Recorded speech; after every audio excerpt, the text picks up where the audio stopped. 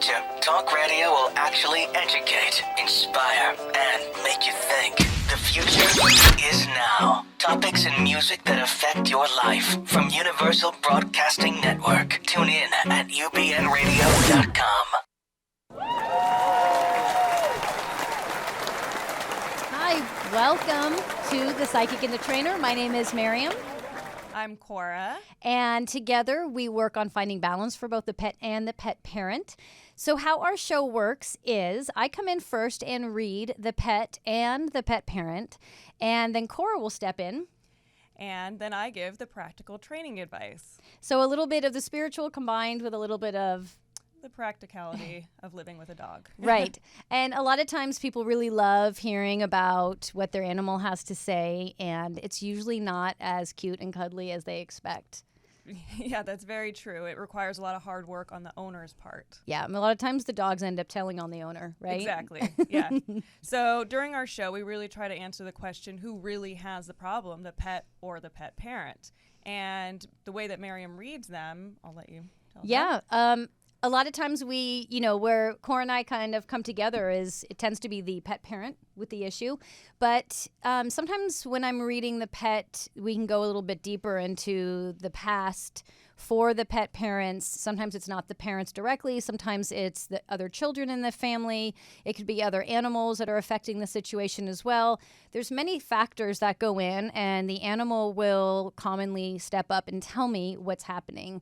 And, more times than not, Cora sees the same things that I see. She just kind of sees them a little bit more logically. I think we've almost always kind of seen the same. Right, exactly. And I guess the way that our show works is the caller calls in and you look at a picture of the dog. Yes. So I have their pictures and I use the eyes to read, whether it's for animals or people. I use the eyes.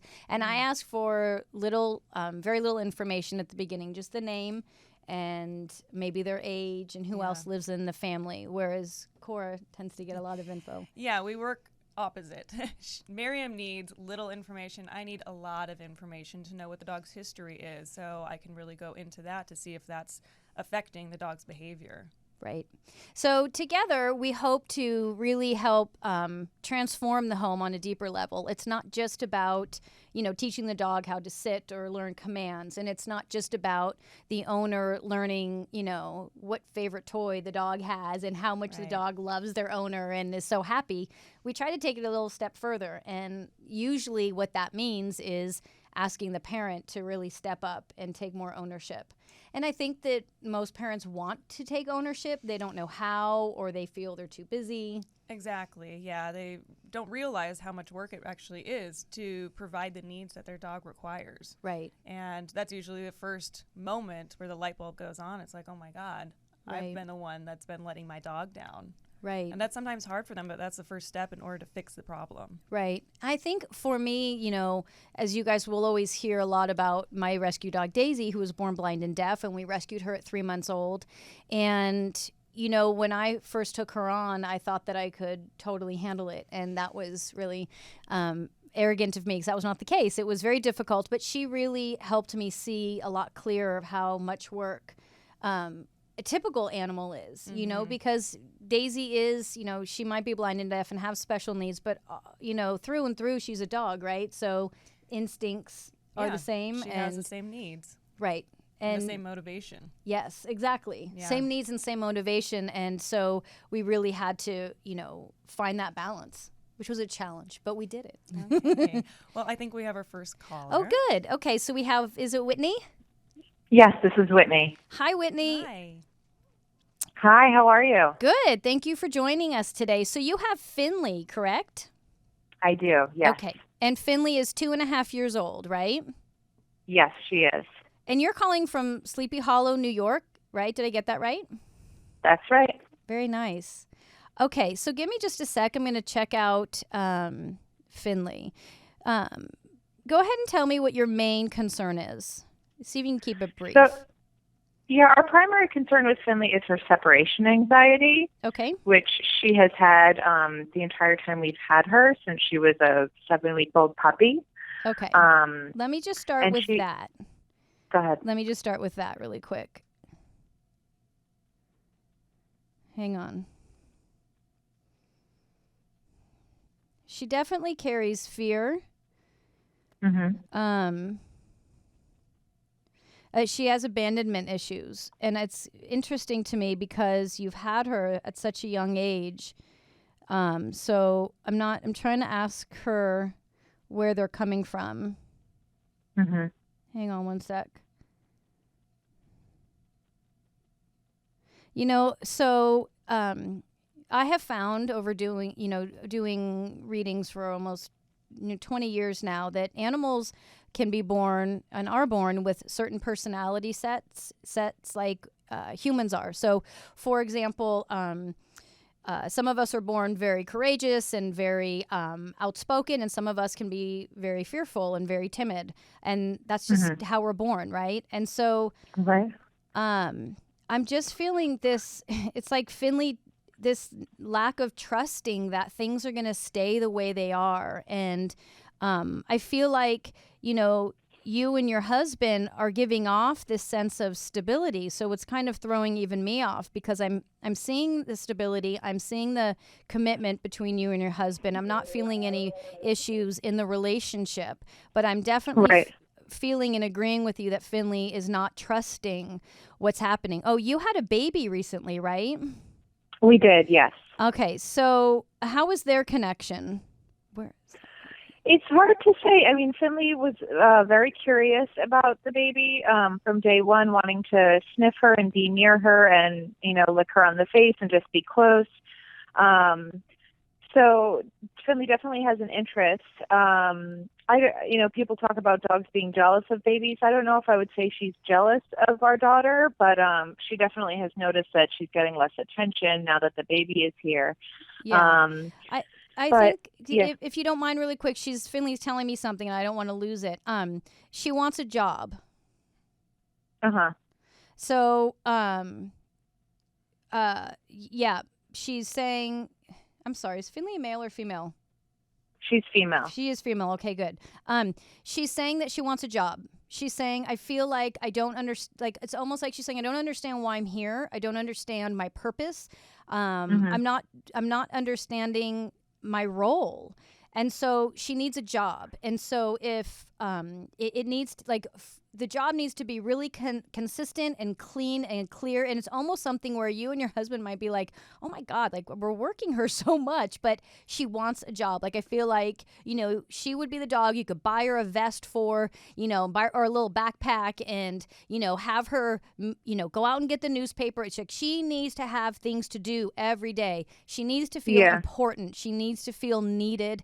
And that's what she's brought in this lifetime. And that's where that separation is coming from, because she doesn't have anywhere to put all of this energy that in her other lifetimes were put towards work. Does that make sense? Yeah, that does make a lot of sense. So overall, I feel like she is, you guys have a really, really balanced home. You really do. And I've seen a lot of homes. So congratulations on that. But you got to put your dog to work. I bet you Cora's going to have a lot to say to that. I do. I definitely do. So, Whitney, I looked up the breeder where Finley came from, because you did give me that information. So they breed specifically for working dogs. They breed for field-bred dogs. She comes from a long line of working dogs.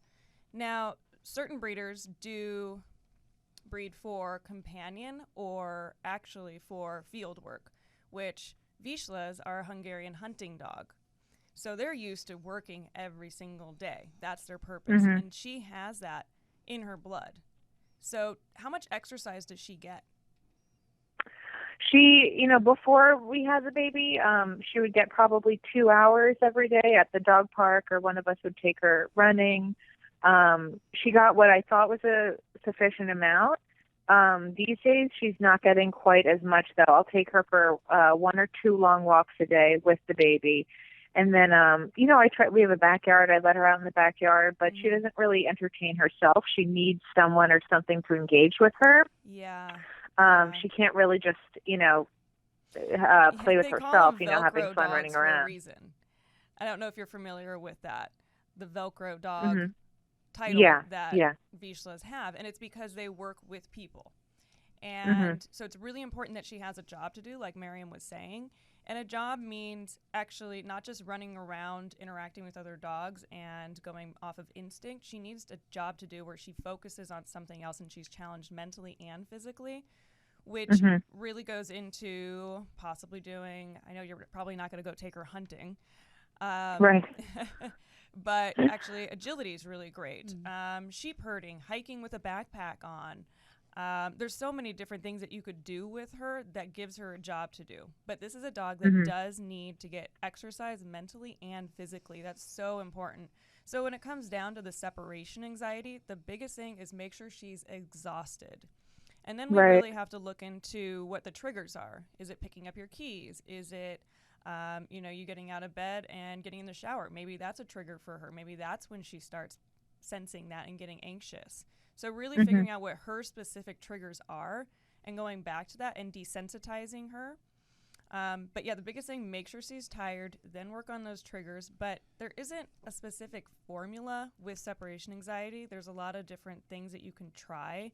And I know we're limited on time here, but I'd love to talk to you more about those specific things, because what works for one dog doesn't necessarily work for another dog when it comes to separation anxiety. And sometimes you need to get really creative with it, as far as, if they're so destructive that if you even leave the house to take the garbage out, that they're going through windows and they're destructive to themselves too, then you really need to get very creative as far as like taking her to a friend's house when you're going to be gone, taking her to a good dog daycare and doing that with her to make sure that she isn't gone, but then slowly work on increments of time where you're gone. So working on her being just left in a room doing a downstay, you leaving the room, you coming back in the room. And it's really important that you make the coming and going really not a big deal. And so not coming in and even acknowledging her. So, and I know that sounds kind of mean, but you really need to make it not a big deal. With my dogs, I'm in and out of the house all day long. I do have a lot of board and trained dogs, so I'm taking other dogs out of the house and bringing them back in and ignoring my own dogs even. But making sure that everybody has their needs fulfilled is really important. So with Finley, making sure she gets tons and tons and tons of exercise, but it's constructive exercise where she's working. You can do find it games with her around the house too, and that's a really good fun one and really rewarding for them, which you can just hide kibble or food around the house and tell her to go find it, then transferring that into objects and making it gradually more difficult for her, which is really important because we want her to think. And dogs in our world have become very visual, and they need to go back to using their sense of smell. So doing the find it game will help her use that different sense that challenges her a little bit more. So there's a lot of different things that we can do, but I really want to get in more detail with you about what her specific triggers are. And I think that you did say that she was very destructive, correct? Destructive just in the sense that she will try to get out of the house or get out of her crate if she's being crated to come find us, to, reunite with us. She'll be at the door, scratching at the door, or, trying to get out from wherever she's being contained. Okay. Now, is it separation anxiety from specifically you or your husband, or is it anybody? It's the strongest with my husband and I, but it's also anyone. If she can be around any human and feel more secure.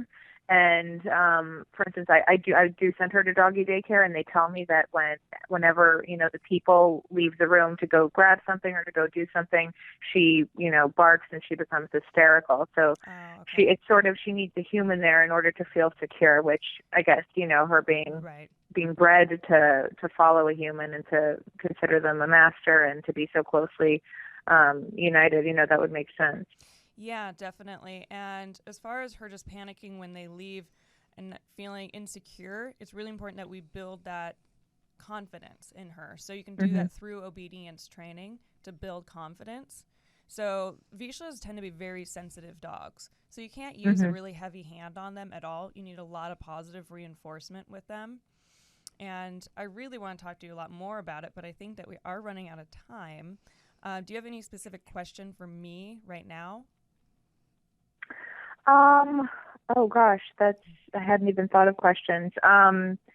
When you speak, about doing find it games and teaching her to find an object instead of a treat, for instance, how do you make that leap from finding something that she was going to want to find to eat, something that she considers a reward, like a treat, to finding like a stuffed toy or something else? Okay, that's a really good question. So first she has to get the association with finding a treat and using that word and marking it with the command find it, and lots of praise when she finds it.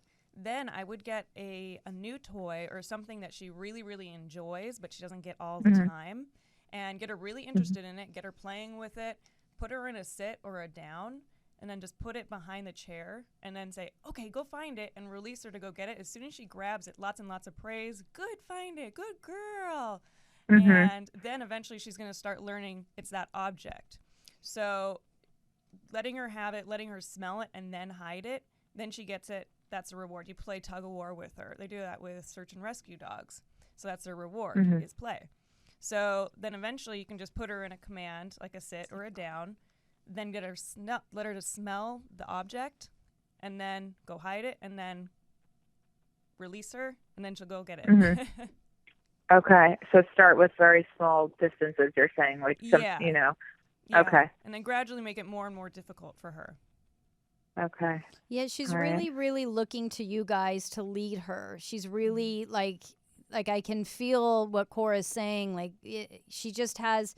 It's almost like she's never going to. At this point, she just has no understanding of leadership unless you guys are very, very strict with it. And it seems like your household is very methodical already. Like you and your husband are very methodical and consistent with your lifestyle and probably your work ethic. And she's wanting to emulate that. And she's wanting to fit into that. But right now she's just all emotion, and that's throwing her off. And she doesn't even like the feeling. She doesn't like the feeling of being overwhelmed by emotion. She'd rather be more methodical and consistent, similar to how you guys are. Right. I mean, sorry, go ahead. I absolutely can see that. I mean, my husband and I are very scheduled, and we like knowing what work we have to do each day and having a plan for it, and she wants the having same something thing. like that for her. Yeah. Yeah, she wants to fit into that because you guys have that down to a science. So, yeah, I mean, it sounds like you guys are on the right track now too with Cora. So let's talk more about it off air, and I think we got to wrap up. Our next call is gonna be soon. Thank you for calling in. Thank you so much. I appreciate it, and so does Finley. Thanks a lot. Good. All right, good luck with everything, and we'll check in with you after. Yeah. Okay, great. Thanks a lot. Okay, Thanks. bye. Okay, bye. All right. Well, that was interesting. I know. I think that we got a lot really good practical advice for her. I know. Well, what was crazy is I saw your head shaking as I was saying, oh, because at first it was interesting because they have such a balanced home. I couldn't find what was not right. And then finally Finley was like, I need a job. And then you were like, yes. And then I couldn't believe that's breed specific, which is why I purposely try not, to learn that stuff. But that's fascinating. Yeah. So we have a sponsor this week. Oh, that's right. We Yes. do. Who's here? Yeah. So our sponsor for tonight's episode is Paradise Ranch Pet Resort. They are a luxury pet resort in Sun Valley, California, which is actually just 10 minutes north of Burbank. And they provide really cool services. Number one, they actually were the number one fully licensed cage-free boarding facility in the U.S. Oh, no kidding. Which is really cool. Yeah. They kind of came up with that concept. So they provide boarding, training, which I actually helped with. Yes, you did. Yeah. So another cool thing is that they have a dog water park, which is really cool. And they focus on the enrichment aspect of dog boarding, which it's not a warehouse facility, which a lot of boarding facilities are, but they actually have the dogs where they interact more with the environment, which is really cool and really important for dogs. Right. So it's not necessarily that they're just wrestling and playing all day long and stressing out, but it's actually that they're playing in the water. Right. And they're running around in the real yards. Yeah. And they're located on a couple acres. And the rooms acres. are really amazing, too. Yeah. They have, like, doggy beds and beautiful rooms, which we'll show you next time. Yeah. It's a really amazing place. So if you guys want to board your dog there, or just check it out, because it's a really cool place just to check out their website, which is paradiseranch.net. Yes, we recommend it. And Daisy had a blast there, which Daisy, because she's blind and deaf, struggles with new locations, but she had a blast there. She actually did. And the best part about it is that the water in their pool is you can like wade in. It's not steps, which always freak out animals. Yeah, and so it's very natural for them. It's a fun, my fun dogs place. love it. Yeah. All right, I think Jim? Yeah, I think we have Jim. Oh, Hi, is that you, Jim? yes, this is Jim calling from Atlanta. Hi, thank you for calling in. So sure. we're really excited to have you because Ariel is like my Daisy, and Ariel was born blind and deaf, right? Yes, she was. So she was a product of breeders, I guess. Yep.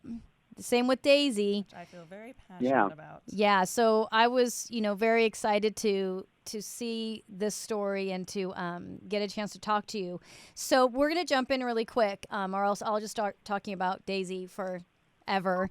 Tell me a little. You're having a specific issue right now, which is she's having I think you refer to them as tantrums. Yes, little fits, little tantrums, and I don't know what triggers it. I don't know what she's perceiving, whether she's feeling overwhelmed, and she's literally inconsolable. And I try and hold her and pet her and calm her. It just has to work itself out. What is she doing when this happens? Like, is she shaking? Pardon? Is she shaking, or is she spinning, or what is she doing when? She's just spinning. She gets up. She starts barking. We can be sitting on the couch. We can be sitting in bed. We can be just doing just about anything. And all of a sudden, she kind of like perks up and becomes reactive. Yeah. My other dogs are not responding to anything that they're perceiving, and it's just her. Yeah. So it's fascinating because I don't have anyone to share or compare Daisy stories with, but this is something Daisy does as well. Yeah. So let me look at Ariel for a minute. Okay. Ariel is just finding her way. Right now, so I'm trying to keep this really based off of her personality and not my experience with deafblind. She's just simply finding her way. And part of finding her way is to navigate space, energy, scent. And so she's hyper sensitive to energy and scent. And that means if, it's possible that a breeze came through the house that no one else is sensitive to. It's possible that a scent came through that no one else is sensitive to. Her senses are so heightened that as a puppy, she's right now reacting and responding to them. But eventually she'll stabilize. And a lot of that is going to have to be training and the consistent lifestyle of same thing every morning, every afternoon, every night. Her only path is pattern. And so her stability, her security, her knowing who she is in life is based on pattern. Her sensitivity, so she's growing into her new senses. So now that her physical body is realizing it's not going to have eyes and ears, the other senses are heightened and it's uncomfortable. It's kind of like if you have a finger swollen on one hand, it's like that hand throbs and you feel it more, right? It's like there's more awareness of this hand because it's swollen. It's kind of the same with her. Is these senses are so heightened, there's just this more awareness and she doesn't know how to manage it yet. She's also a very protective dog. She's very, her instinct is to protect. She wants to protect. She doesn't know that her eyes and ears aren't going to necessarily allow that. She wants to still be who her personality wants her to be.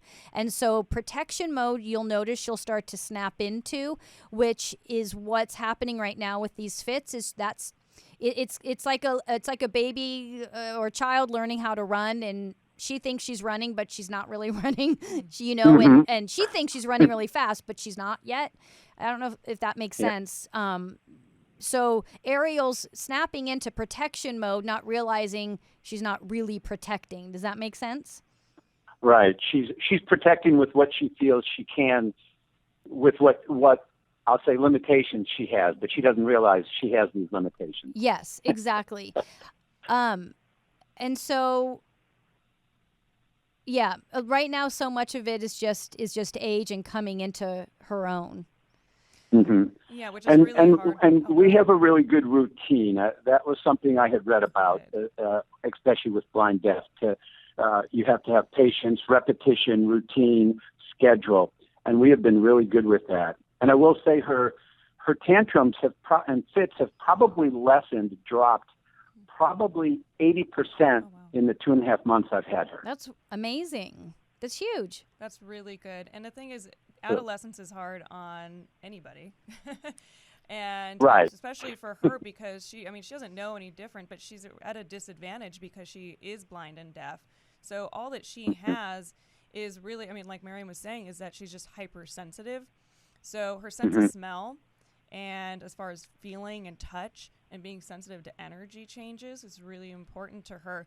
So she just experiences the world in a different way. And also it's about association. So if she smelled a certain thing at one time and something scary happened, she's going to hold on to that. Just like if another dog, saw something or there's something traumatic that happened in their mind at a young age when they were in the fear imprint stage, that can really affect her the same way, but in a different way, really. So she's just going to be more sensitive to that stuff. So that could be something that the trigger to her tantrums could be, but just being more aware of that. But maybe looking into a thunder shirt. And you have another dog, which helps a lot. Well, I have 3 other dogs. Oh, well, that's great. That's great because they really need somebody that they can look to that is another animal that will help them. She has developed a strong kinship with my 2 Great Danes, and they will interact, and they will be right in front of her when she throws her tantrums. And I think that as well helps to minimize the length or even intensity of it because I think she's feeling a little bit more of their stability, comfort, and calmness. Yeah, I wanted to mention that she's saying that, some of it is excitement. She's really, really happy and really excited. And so for her, every day there's something more fun to do. And so a lot of it is just containing energy, right? Baby energy. Yeah, She's really happy. Yeah. You've done a great job with her. Whereas other puppies would do what we call the zoomies, where they run around all crazy and they just expel that extra energy. She may not be able to do that because of her limitation, but that may be her way of doing it as well. Right. You've done a really, really great job with her, though. Well, thank you. I've been rescuing dogs for 25 years, but I will say when you made a comment about she'll remember something when she was younger and it sticks with her, she seems to have a little bit of an anxiety, if not, I won't say aggression, but she gets into a little bit of a panic mode when she smells or is around another female dog. I've noticed. It's female dogs that she reacts to. Male dogs, she does not. Oh, that is and interesting. luckily I have 3 male dogs, and so that worked she has out. blended in with them really, really well. Good. Well, listen, Jim, we have to cut you off, and we don't want to because we got to end the show. But we're going to connect with you also afterwards and give you some more assistance. Okay? Well, thank you so much, and it was a pleasure talking to both of you, and I appreciate the assistance and the invite. Yeah, thank you. Good luck. Bye. All right, bye-bye. Okay, thank you. Bye now. All right. Well, thank you for joining us today on The Psychic and the Trainer. We'll see you in a few weeks. 2 weeks? Yeah. Is that, I don't know, are we off? Not yet.